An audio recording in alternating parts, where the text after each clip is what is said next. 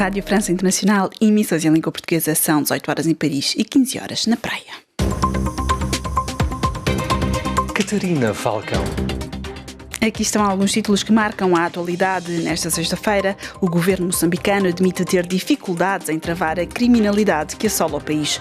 O Conselho de Segurança da ONU renovou o mandato da sua missão no Saara Ocidental. No controle técnico desta emissão está Luciano Bissiguet. O jornal começa agora. Em Moçambique, a Ministra do Interior, Arsénia Masing, reconhece que o Serviço Nacional de Investigação Criminal mostra-se incapaz de combater os raptos que ocorrem no país já há mais de 10 anos e que já forçaram vários empresários e as suas famílias a abandonarem o país. Contudo, a governante garante que o trabalho está a ser feito para melhorar o desempenho da polícia, bem como as medidas de combate à entrada da permanência ilegal de cidadãos que serão forçados numa altura em que Moçambique se bate contra o terrorismo em Cabo Delgado. A lei vai ser ajustada para poder responder a estes novos desafios. E quais são os desafios? Nós temos transportadoras que, de forma ilegal, transportam imigrantes ilegais para o nosso país. Nós queremos responsabilizar. Também queremos controlar de forma mais aprofundada, de forma melhorada, a questão dos menores na sua entrada e saída do país.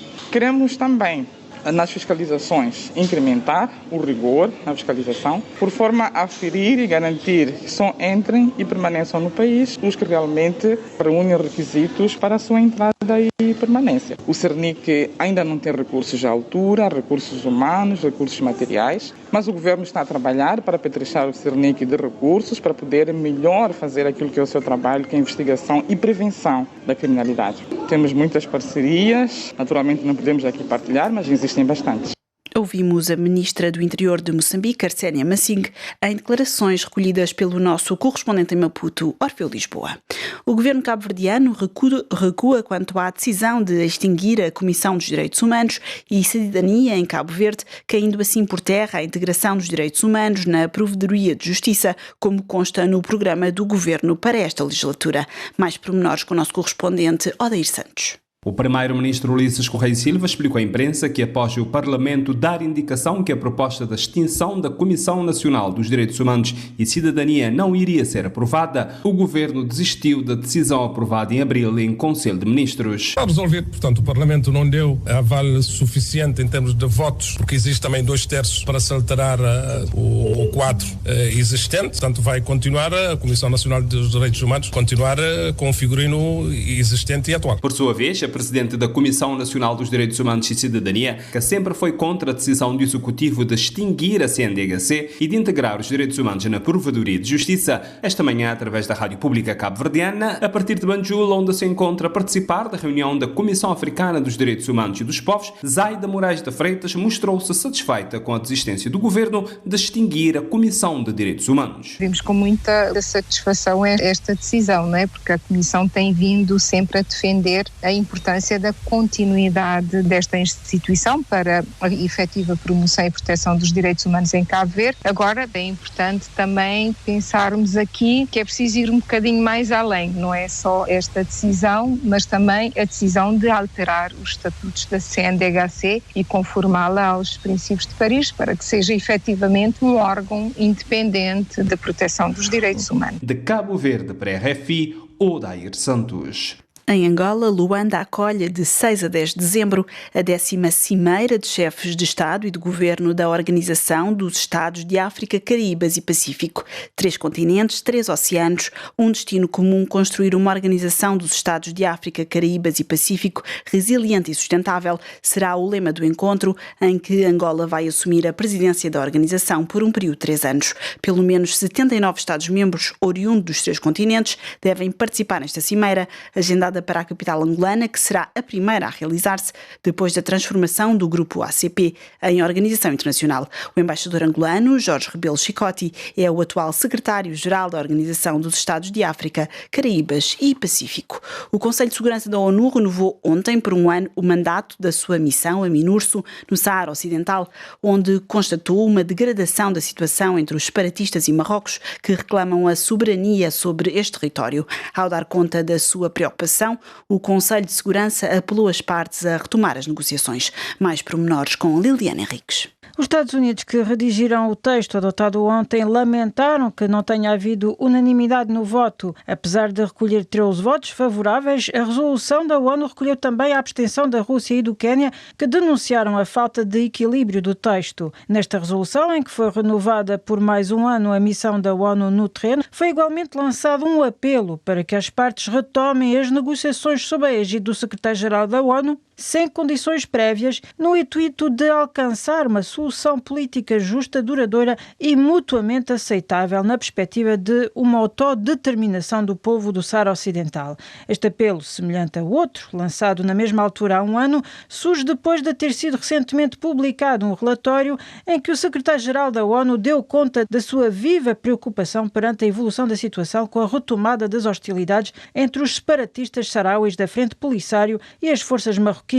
O Saara Ocidental, ex-colónia espanhola situada no sul de Marrocos, é formalmente considerado pelas Nações Unidas como sendo um território não autónomo na ausência de uma resolução do conflito entre os independentistas da Frente Polisário e o Reino de Marrocos, que controla 80% do território saharaui.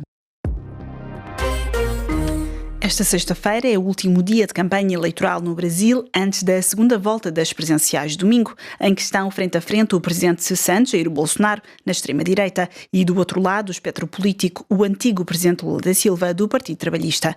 Numa altura em que o país está a viver num clima de tensão extrema, Boaventura Sousa Santos, diretor do Centro de Estudos Sociais da Universidade de Coimbra, não descarta a possibilidade de haver contencioso eleitoral e até violência.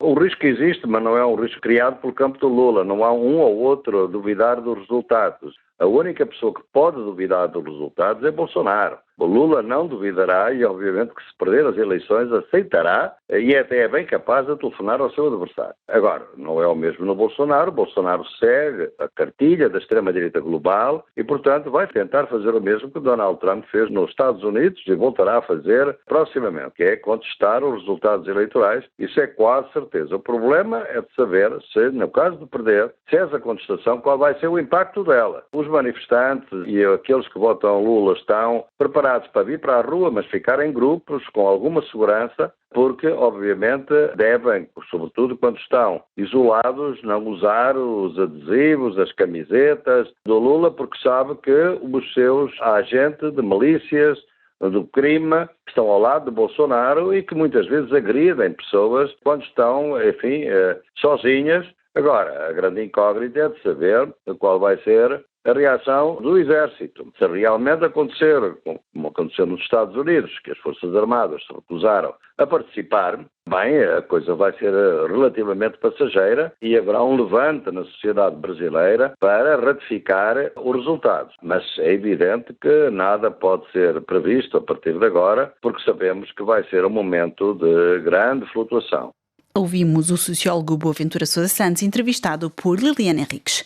O Lille, equipa que comandada pelo português Paulo Fonseca, teve dificuldades no início da temporada, mas neste momento está numa série de 3 triunfos nos últimos 3 jogos. Em entrevista exclusiva à RFI, Ismaili, lateral brasileiro do Lille, abordou a sua chegada à equipa francesa, comandada por um treinador que ele conheceu nos ucranianos do Shakhtar Donetsk, em que ele também pensou em parar a carreira devido aos acontecimentos na Ucrânia. Foi muito bem recebido aqui, é claro que já conhecer a comissão técnica, já ter trabalhado com o Mr. Fonseca no Shakhtar durante 3 anos facilitou muito, a gente conversa bastante, eu não sou muito de falar, então, mas é uma relação ótima desde a Ucrânia e fico feliz por ter voltado, vim pro Lille muito por causa dele, estava até pensando em já encerrar minha carreira, depois de tanta turbulência, 2 guerras, então ele me ligou e me chamou para vir e claro, com essa confiança, com essa amizade que a gente tem, fica mais fácil. Fiquei 5 meses sem jogar, depois que saí da Ucrânia fiquei 5 meses, como eu disse, estava até pensando em não voltar a jogar e me retirar do futebol. Precisava de mais tempo para recuperar a forma física, mas houve um jogo em Nantes que a equipe estava perdendo, ele entendeu que precisava mudar aquela posição, até porque estava jogando com um jogador adaptado na lateral.